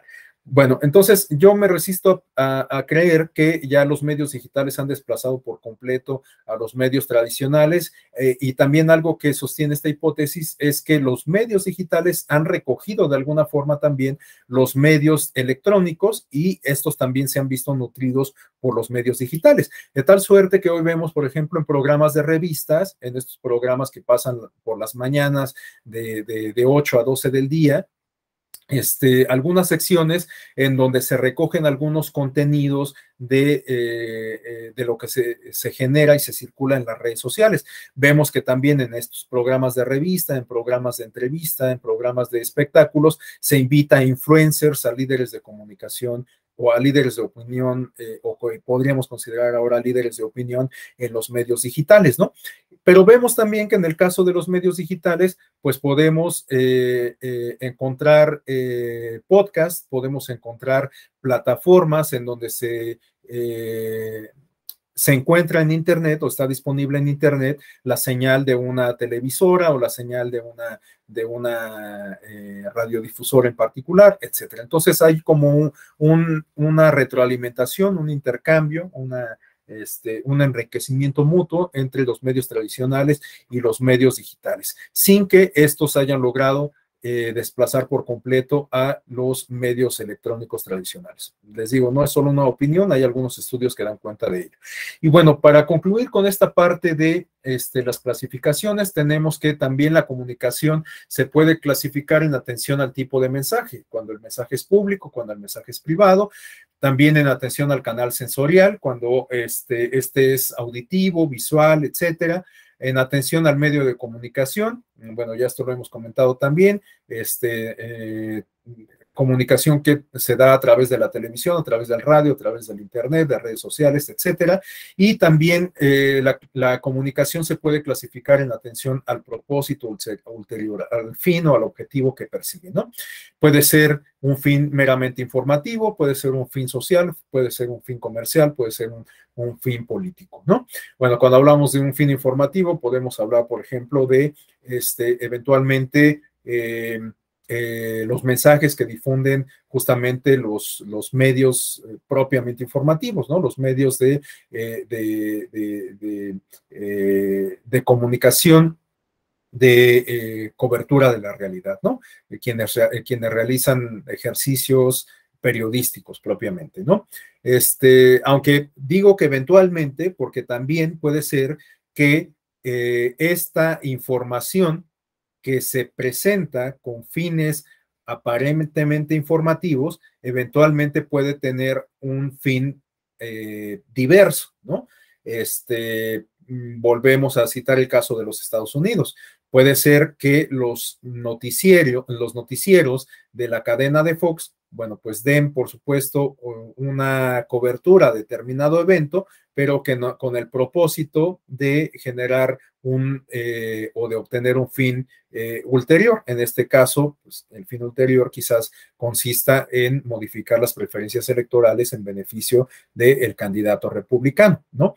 Por eso es que también en el caso mexicano esto suele generar muchas controversias y muchas problemáticas jurídicas, políticas y sociales, porque eventualmente puede ser que un medio de comunicación brinde una mayor cobertura a la campaña de un candidato de un partido en específico en detrimento de los demás contendientes en la campaña, ¿no? Bueno, pues esto nuevamente es una manifestación de la vulneración al principio de equidad en la contienda. Por eso es que en el caso mexicano, en las elecciones federales sobre todo, el Instituto Nacional Electoral suele emitir unos lineamientos dirigidos a los medios de comunicación, periodistas y comunicadores para que conozcan cuáles son las reglas del modelo de comunicación política y eviten trastocarlas, ¿no?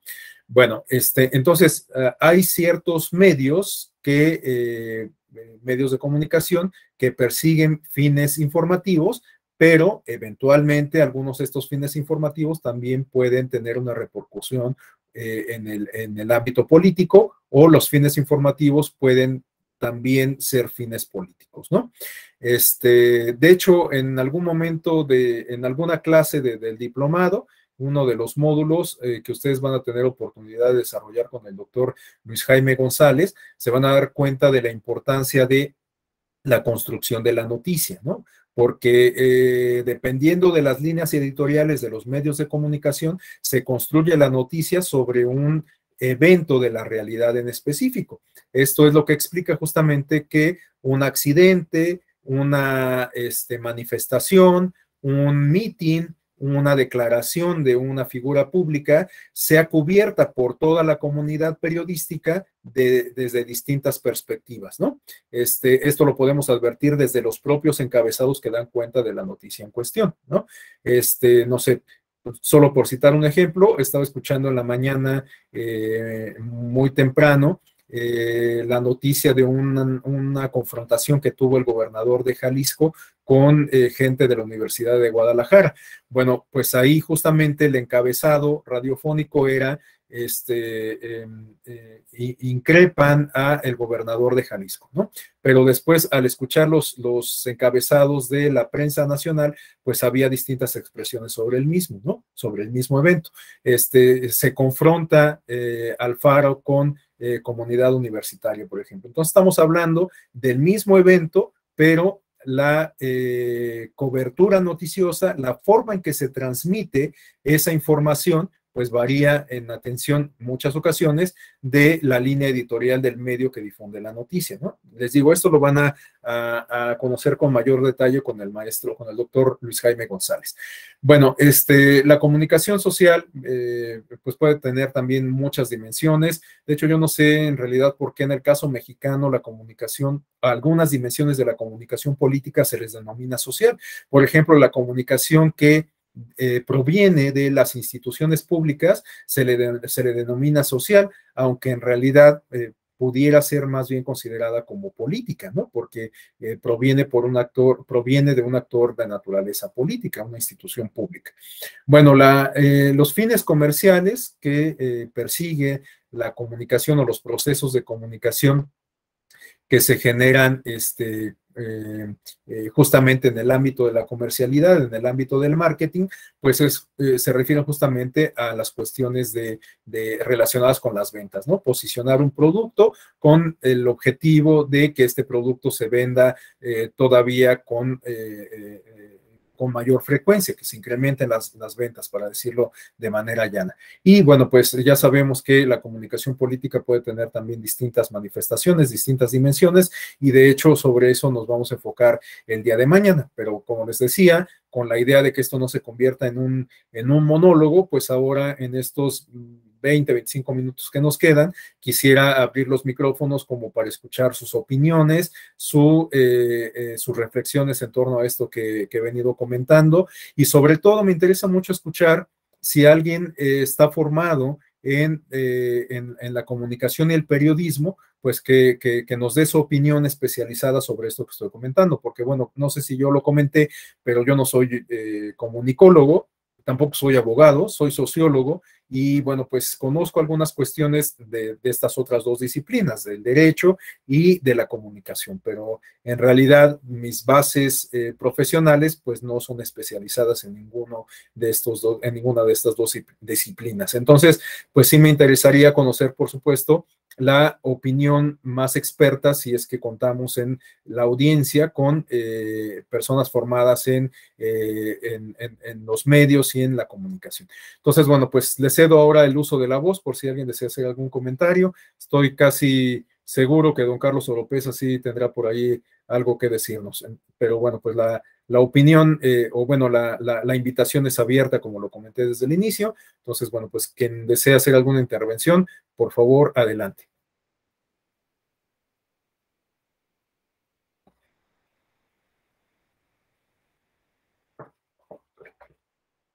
Adelante, Carlos. Gracias, maestro Rafael. Un gusto encontrarnos por acá. Buen inicio de semana a todas y todos.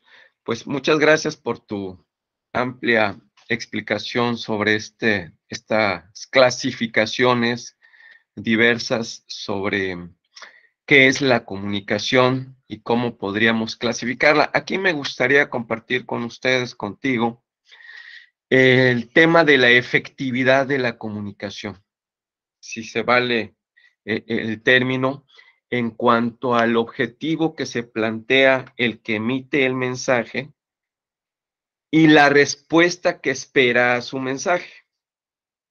Para el caso que nos ocupa de la materia político-electoral, y tú citabas un ejemplo muy conocido por la mayoría de los que estamos acá, el del jingle del Partido Naranja. Llama la atención de que ese mensaje que se envía prácticamente no trae en su contenido del mensaje que te está pidiendo. O sea, lo básico es la música, Movimiento Ciudadano, Movimiento Naranja. Esa es como la estructura básica, ¿no?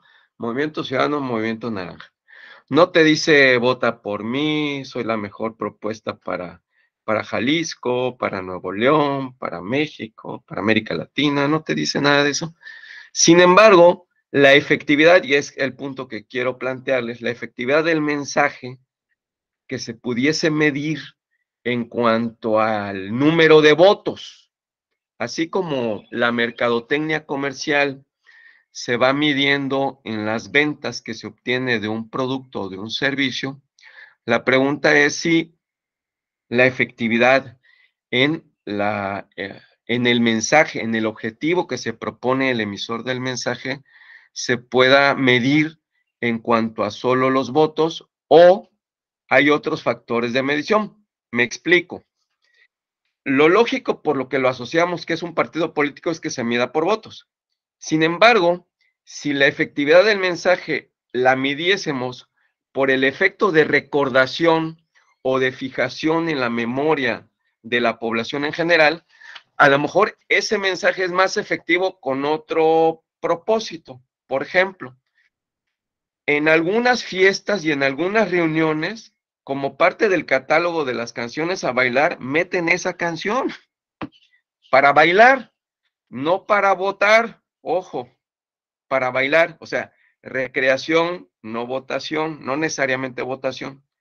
Y el otro, si ese mensaje, como está estructurado, que dice movimiento naranja, movimiento ciudadano, le cambiáramos lo ciudadano por cotidiano, movimiento naranja, movimiento cotidiano, a lo mejor te serviría para vender jugo de naranja, maestro Rafael, con la musiquita, el niño bailando, le sacas una figura de un envase con un jugo de naranja y vendes jugo de naranja.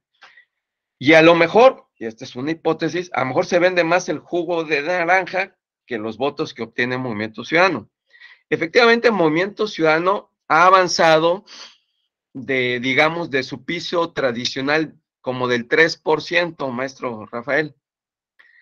Pero así como que mucho, mucho no, ¿verdad? Porque si lo mides a nivel nacional anda en las franjas como del 5%.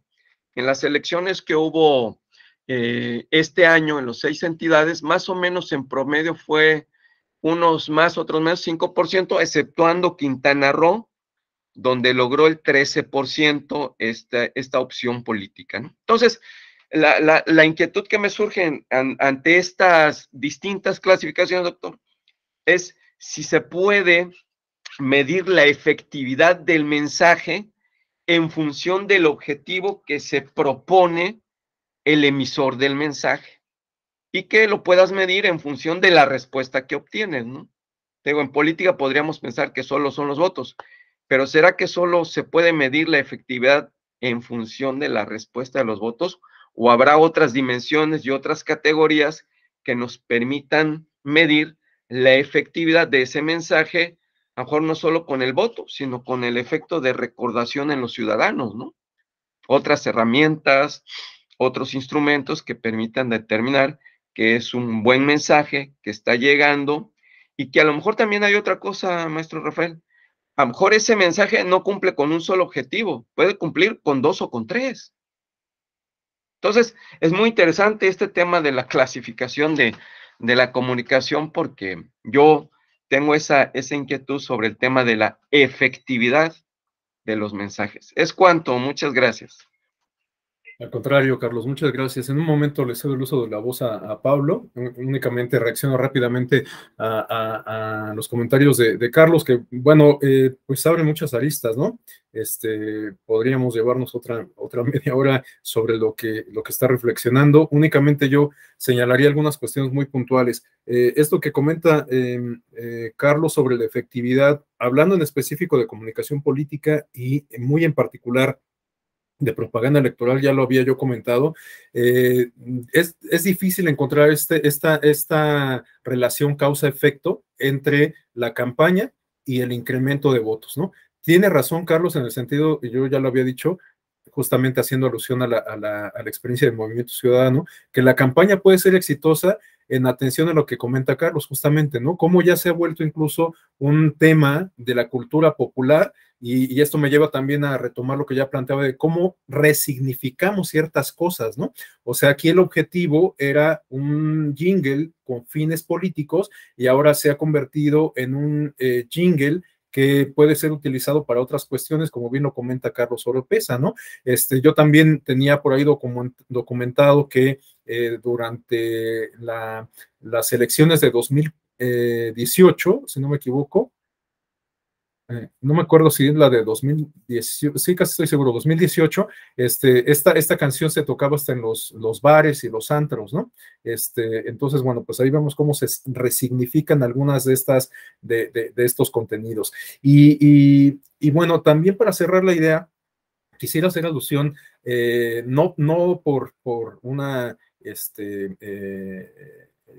cuestión de evidenciar al partido, sino porque me parece sumamente interesante la experiencia del Partido Verde Ecologista de México, porque yo siempre comento que si algo se le puede reconocer al Partido Verde Ecologista de México es su capacidad de innovación política, haciendo o adaptando algunas tendencias, algunas estrategias de la mercadotecnia comercial al ámbito político. Pero también esto lleva a reprocharle al partido que a veces estira demasiado la liga hasta el punto en que la rompe. Y bueno, pues en la actualidad está sufriendo las consecuencias el Partido Verde Ecologista. Enfrenta una sanción que consiste en la suspensión su prerrogativa en radio y televisión durante un año. Por eso es que en la actualidad no vemos al Partido Verde durante este periodo ordinario donde no tenemos elecciones, no vemos ningún mensaje del Partido Verde Ecologista de México. Y esto es porque responde a esta sanción que se le impuso. Y también en el caso del Partido Verde se da esta misma situación, esta misma circunstancia que plantea Carlos. A pesar de la innovación del Partido Verde, a pesar de que ha llevado a cabo muchas estrategias de comunicación política, muchas veces agresivas, digamos, utilizando una expresión muy coloquial, esto no se ha visto reflejado en un mayor número de votos. En realidad, el Verde siempre se ha mantenido en el mismo margen de votación, ¿no? Entonces, vemos que, pues a pesar de este arrojo que tiene el partido, para innovar en términos de comunicación política, para llevar al límite de la regulación algunas de estas estrategias, en realidad no se ve beneficiado en términos de votos y a lo mejor tampoco en términos de posicionamiento político, porque hay por ahí un dicho muy popular que dice que, bueno, pues no importa que se hable mal de uno siempre y cuando se hable, ¿no? Con la idea de estar en el escaparate. Pero pues esto no siempre me parece que resulta tan positivo como es el caso justamente del Partido Verde Ecologista de México, ¿no? Reitero, no es por hacer un señalamiento directo, no es por una cuestión vamos, de evidenciar al partido, pero me parece que la experiencia o las experiencias acumuladas del partido, pues sí dan como para discutir muchas aristas de cómo funciona la comunicación política en nuestro país. Pero bueno, algunas de estas experiencias en concreto van a tener ustedes oportunidad de discutirlas en el módulo dedicado a el análisis de casos de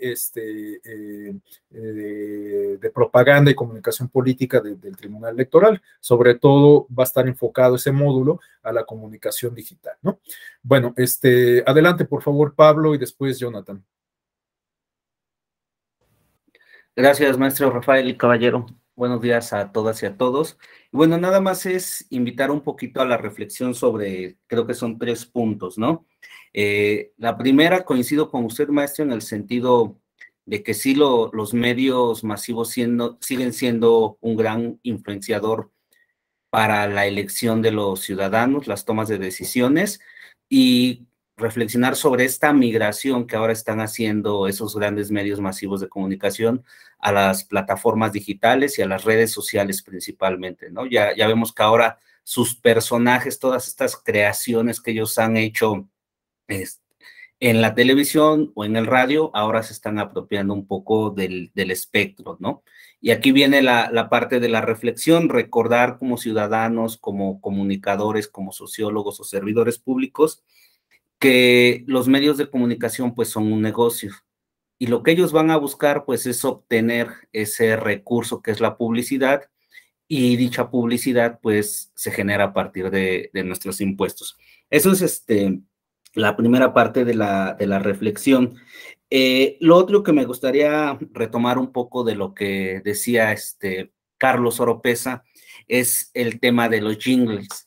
Sí, sí ha habido muchos fenómenos de una canción se transforma para un partido político o para una campaña, ¿no? No recuerdo el nombre del autor original, pero es la de Despacito, que la sacó ese de Pitorreo precisamente en 2017-18 para hablar un poco de cómo hablaba el actual presidente de la República.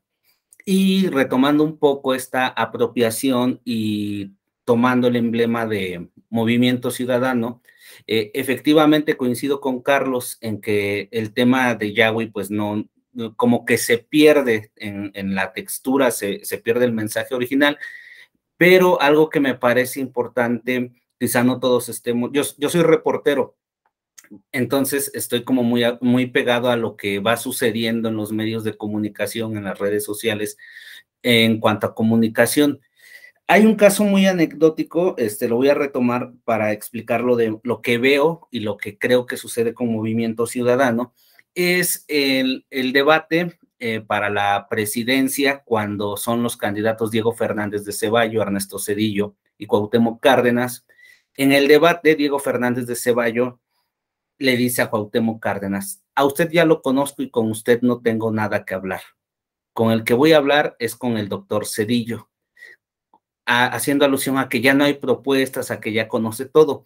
Y esto ha sucedido en las últimas 2 o 3 elecciones federales, en el sentido de que creemos que o percibimos empíricamente que los ciudadanos ya no creen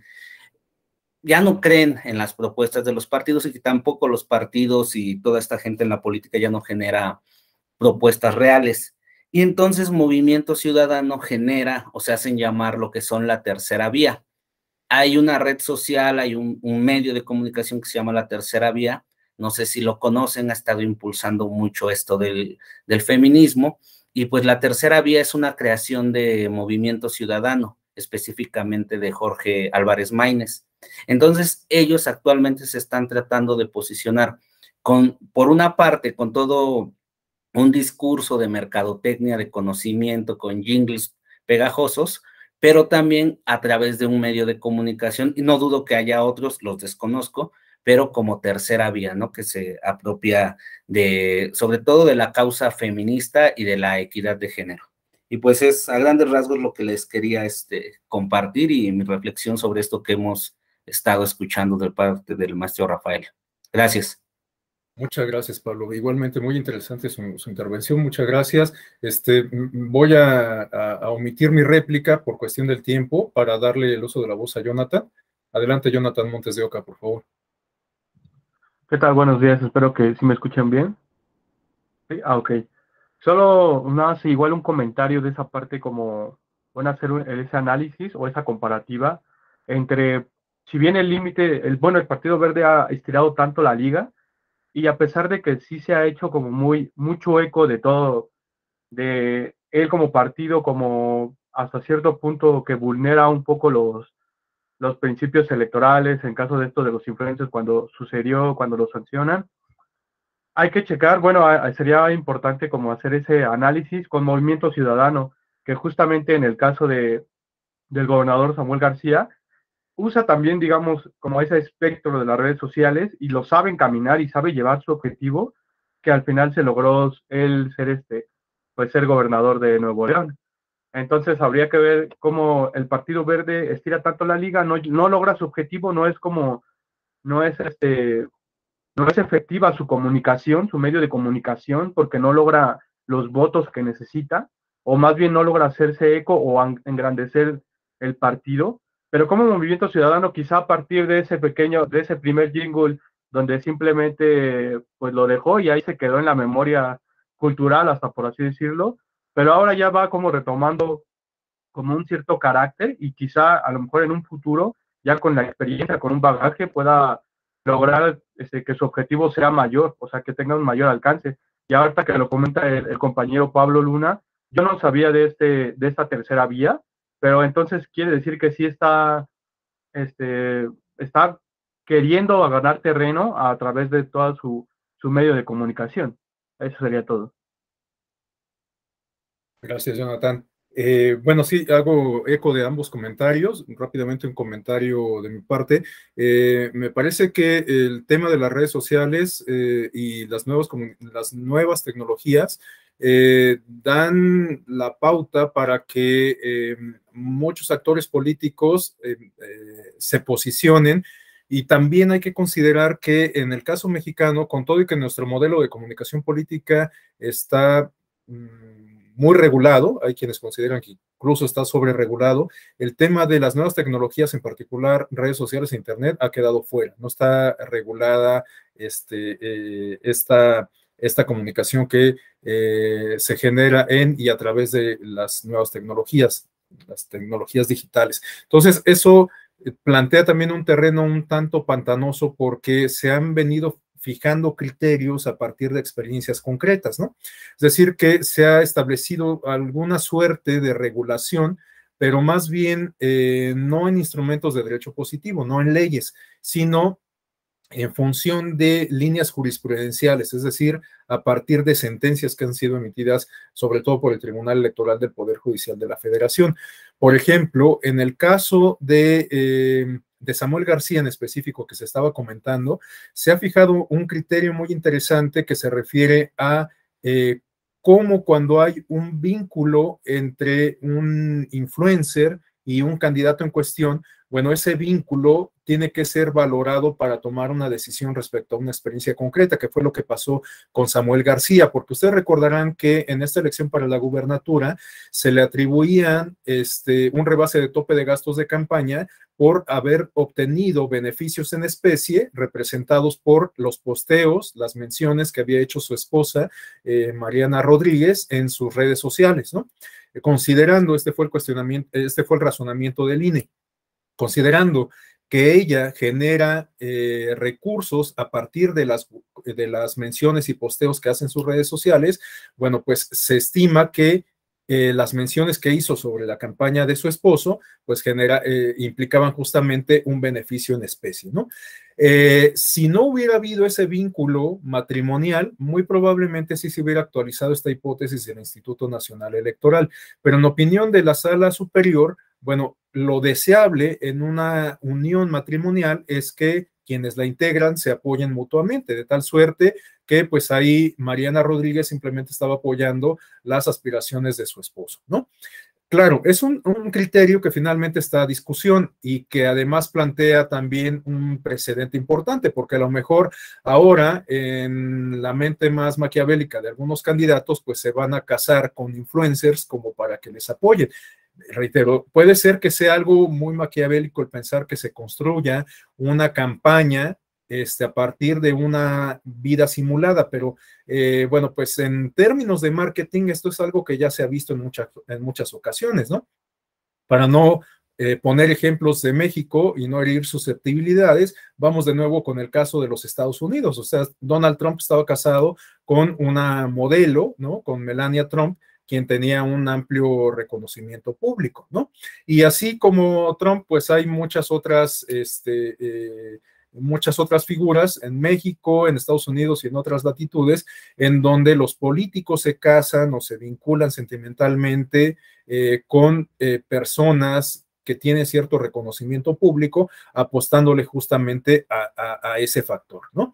Entonces, no es algo nuevo, pero a lo mejor las nuevas dinámicas que derivan justamente del uso de las nuevas tecnologías y los alcances que estas dinámicas generan, que tienen, bueno, pues nos pueden plantear escenarios de esta naturaleza, ¿no? En donde las estrategias de marketing consistan en generar una imagen del candidato en específico que pase por un vínculo matrimonial con X persona, ¿no?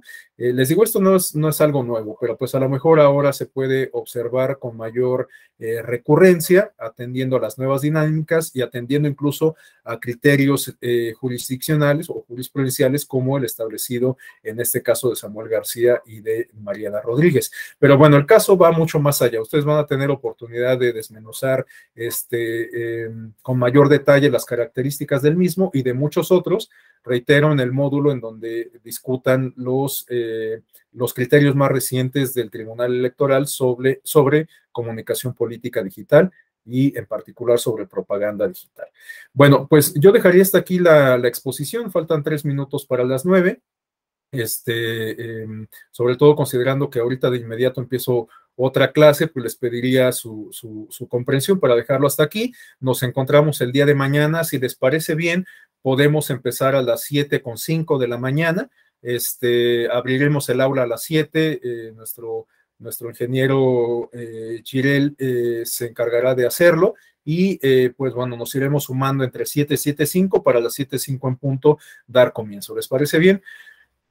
Bueno, pues por lo pronto les agradezco mucho su atención, les deseo una excelente semana y les auguro el mayor de los éxitos en este diplomado que hoy comenzamos. Yo estoy para servirles, nos vamos a encontrar en varias ocasiones en este diplomado porque, como les digo, soy el coordinador y además tendré oportunidad de impartir varios módulos, entonces, bueno, pues nos encontraremos en otras sesiones. Por lo pronto me despido, les reitero mi deseo de que tengan una maravillosa semana. Muchas gracias. Gracias, doctor. Buenos días. Muchas gracias. Buen inicio de Hasta semana luego. a todos. Hasta luego. Gracias. Gracias, Girel. No, ¿de qué?